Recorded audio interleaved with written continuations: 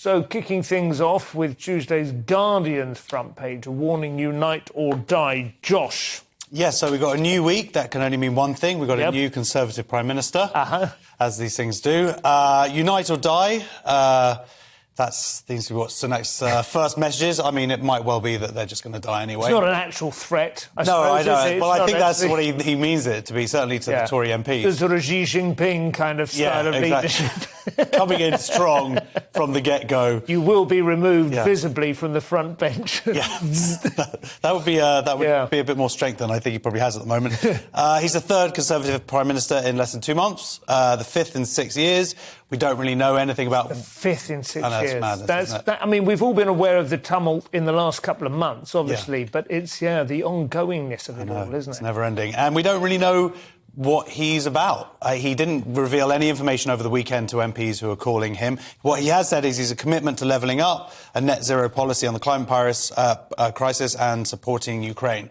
But we don't really... I mean, obviously, we understand more what he stands for from the summer election campaign.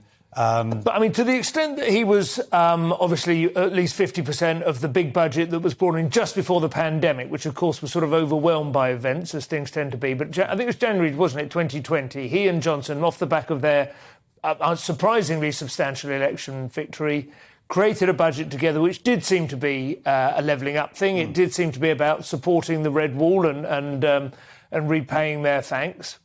So we have some sense that he's committed to that even prior. I mean, a lot of the last 2 years after that have just been firefighting, essentially, haven't they? Yeah, he was popular during lockdowns because he gave people a lot of free money, but then he's promised that it... Eat out to die. No, sorry. Something like that. Yeah, look, it's a betrayal. It was a betrayal of the country when they deposed Boris, because that's who the people voted for. Yeah. Now it's a betrayal of the members. And we've had a long tradition of fair play in this country, and I don't think people will stand for it. But do the Tories even care? Because they don't care about winning the election. There was a poll that said projected Boris would end up with a 26 Labour majority and Sunak would be something like it was 124.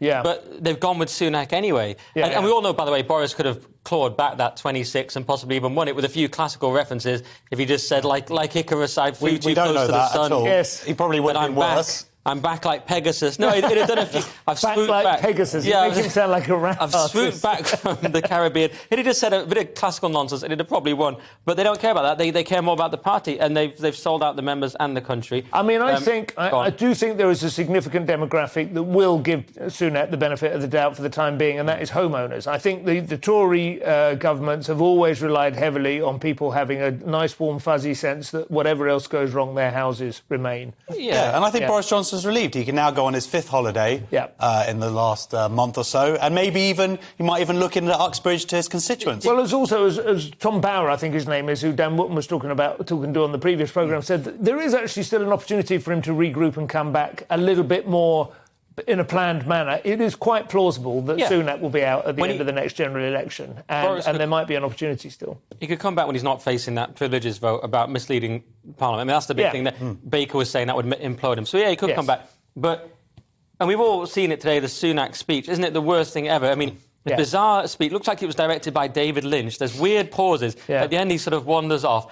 Someone had put up a video of it, and at the end, they had that din, din, din, din, you know, when you shut down... Funnily enough, very similar complaints that people were levelling at Truss.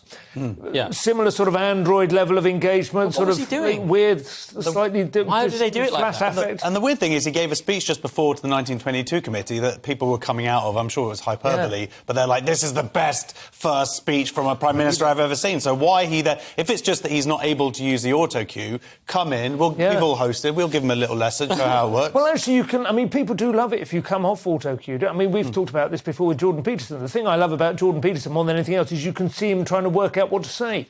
You know, people find that compelling. They quite like it if you take a risk with the fact that the words might not immediately appear in front of you. That's why they love this show. Yes. No idea what we're going to say. No, that's right. But and it could be like the new Jordan Gray, couldn't it? We could all suddenly reveal a degree of Velcro that was previously... Well, I'd have to actually reveal a willy. I might be in trouble there. You've managed to fast away the boobs, though.